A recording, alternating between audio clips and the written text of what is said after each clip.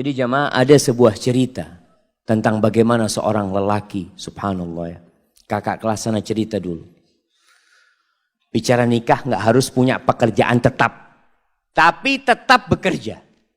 Biasanya kan orang tua bingung ngelihat, nah itu calon suamimu kerjaannya belum tetap, nah kata dia.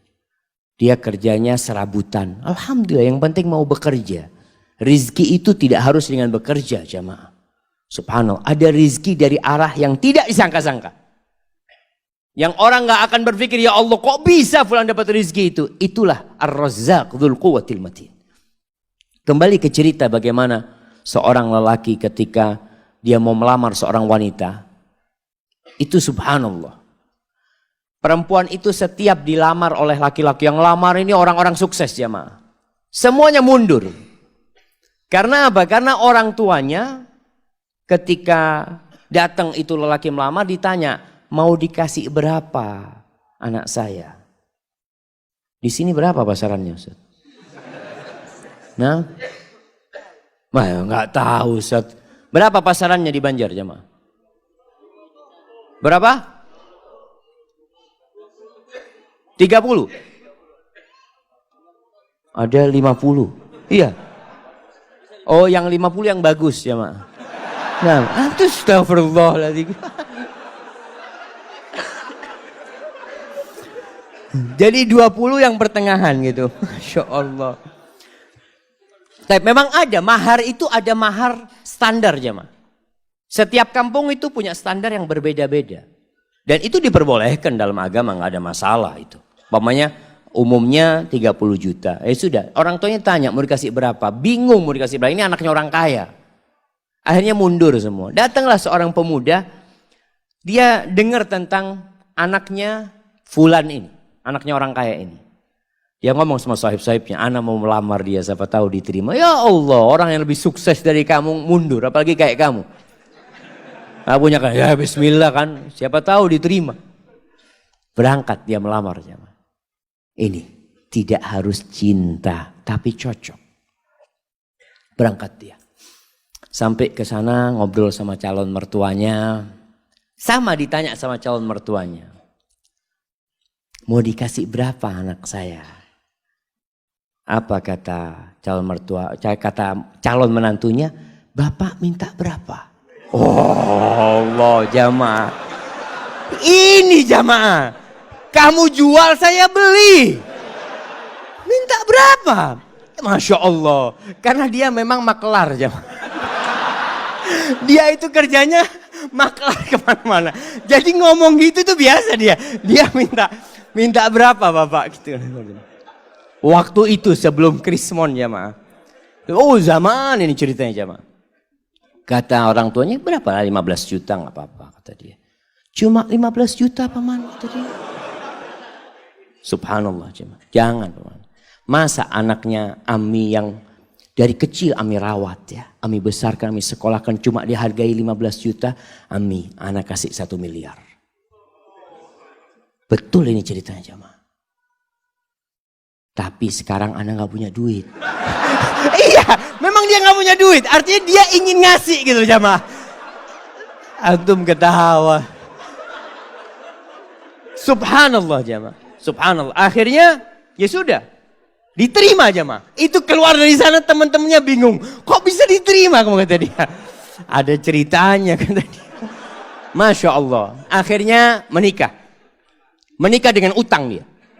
Mahar itu boleh utang. Makanya ketika antum menikah, kan orang tua mengatakan maharnya sekian tunai atau utang. Walaupun anak nggak pernah dengar yang utang jemaah ya. Karena yang disebutkan maharnya itu cuma 100 ribu, 1 juta, seperti itu. Padahal kadang-kala maharnya di zaman sahabat itu, maharnya itu 1 kebun kurma. Jemaah. Isinya 400 pohon. Jemaah. Berapa miliar itu jemaah. Nah, itu bisa utang. Akhirnya menikah. Setelah menikah tetap kerjanya serabutan dia ya. Maklar, jual ini, jual itu. Dia punya utang 1 miliar. Subhanallah jemaah. Suatu saat dia cerita. Mertuanya ini ngobrol sama menantu-menantunya yang kaya-kaya. Cuma 1 yang miskin jemaah. Yang kaya-kaya. Ngobrol masalah durian jemaah. Oh Masya Allah durian yang enak. Durian ini, itu macam-macam. Akhirnya si menantu yang miskin ini minta izin. Paman, ana mau keluar dulu sebentar ya, kata dia. Akhirnya dia keluar rumah. Ke tempat sohibnya, pinjem duit 20.000. Ana pinjem duit 20.000. Buat apa ini? Mertua ana kepingin durian. Dia beli durian, jemaah. Dia bawa.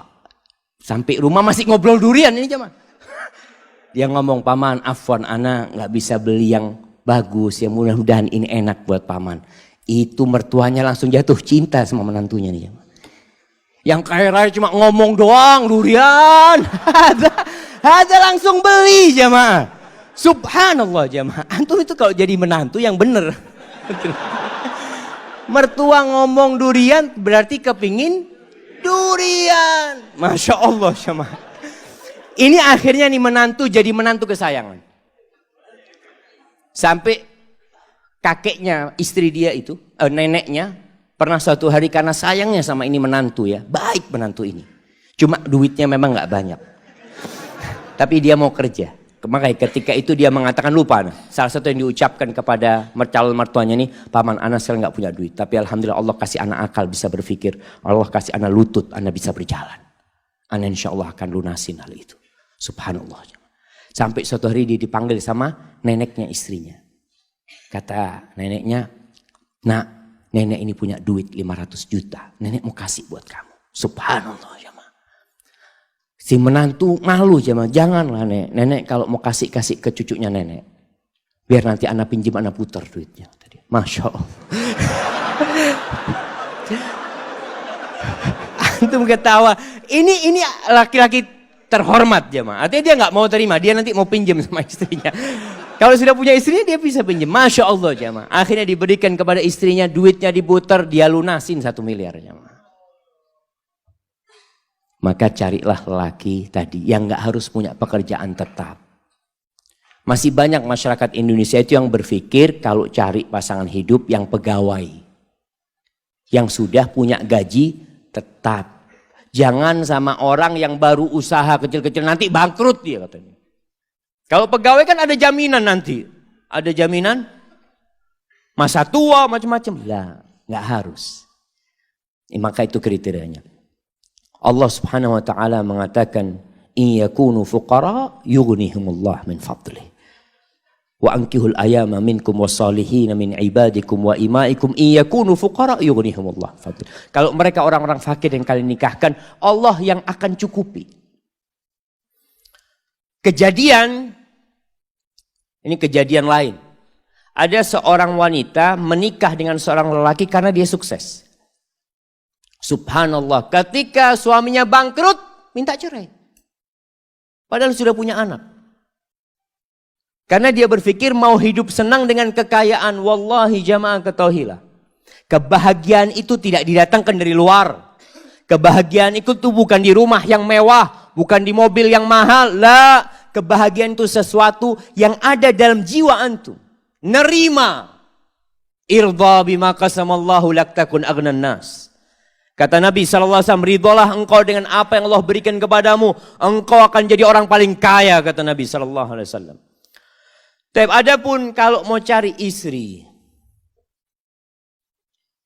maka Rasul SAW mengatakan tungkahul mar'ali arba. Wanita itu dinikahin karena 4 hal. Nah, yang sudah menikah bisa sebutkan anak kasih hadiah. Nah, yang sudah menikah. Antum sudah nikah. Nah, berdiri. Karena kecantikannya.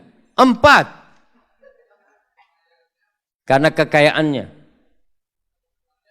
Karena keturunannya, nasabnya. Karena enggak mandul. Agamanya mana? Baik, tunggu dulu pertanyaannya. Antum menikahi istri antum nggak nyebutkan agama, berarti antum cuma 3. Kenapa antum nikahin istri antum?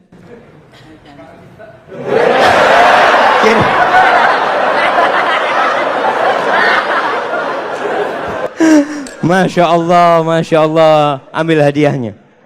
Hadiahnya ditukar, Afan. Hadiahnya ditukar. Karena dia menikah karena cinta, anak kasih keluarga sakinah. Masya Allah. Bismillah. Alhamdulillah jamaah. Ada yang menikah karena cinta. Apa yang menyebabkan dia cinta? Wallahu a'lam. Bisa jadi karena cantik. Istri antum mudah-mudahan cantik. Tapi ingat, kecantikan itu akan hilang. Tapi kalau cinta yang ada di hati kita tidak akan pernah hilang dengan izin Allah SWT. Kata Nabi SAW, tunkahul mar'atu li arba' limaliha wa hasabiha wa li jamaliha wa li diniha. Karena kekayaannya, sebagian orang mengatakan, alhamdulillah ana mau cari perempuan kaya Ustaz. Kenapa? Ana sudah lama hidup susah Ustaz. Paling nggak bisa numpang hidup nyaman dengan hartanya istri. Ada. Janda nggak apa-apa janda. Ada yang seperti itu jemaah. Maka antum jangan heran ketika melihat anak muda menikah janda sama umur. Dia umur 20, istrinya umur 35. Janda punya anak 2. Nggak apa-apa, mungkin karena hartanya dia menikah. Yang kedua, karena nasabnya yang mulia. Keturunan Raja Banjar. Masya Allah.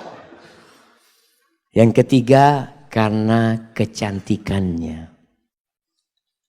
Ini normal orang menikahin wanita karena kecantikannya. Yang keempat, karena agamanya. Lalu apa kata Nabi SAW? Fadfar bidzatid din taribat yadak. Kalau engkau ingin beruntung dalam kehidupanmu, engkau ingin merasakan kebahagiaan, keharmonisan dalam rumah tanggamu, fadfar bidzatid din. Berbahagialah engkau mendapatkan agama, mendapatkan wanita yang agamanya baik. Seperti tadi kita bicarakan, ada standar minimal perempuan baik secara agama. Apa? Apa jemaah? Melaksanakan kewajiban. Ini yang pertama. Jadi standar perempuan itu melaksanakan kewajiban. Ustaz, tapi dia nggak pernah ngaji ke masjid Ustaz. Nah, yang penting kewajiban dia laksanakan. Sholat yang 5 waktu. Puasa di bulan Ramadan. Dia menutup auratnya. Dia berbakti kepada orang tuanya. Maka standar kewajiban ini paling minim harus ada.